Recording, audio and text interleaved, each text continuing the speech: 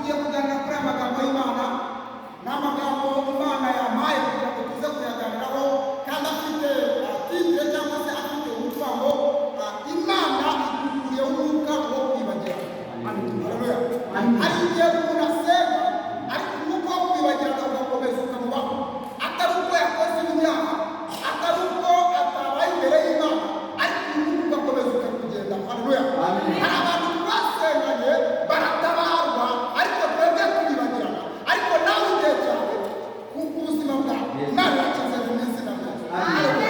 Waribagiranye wasenze ubutayu uribagirana wasambutse imisozi uribagirana wasenze ayiri uribagirana wasenze ay'itabi ariko ubwo kwibagirana Imana igiye gukora ku buzima bwawe.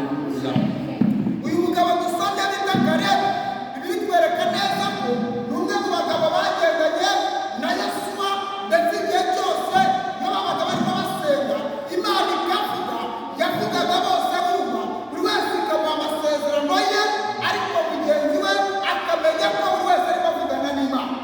Haleluya.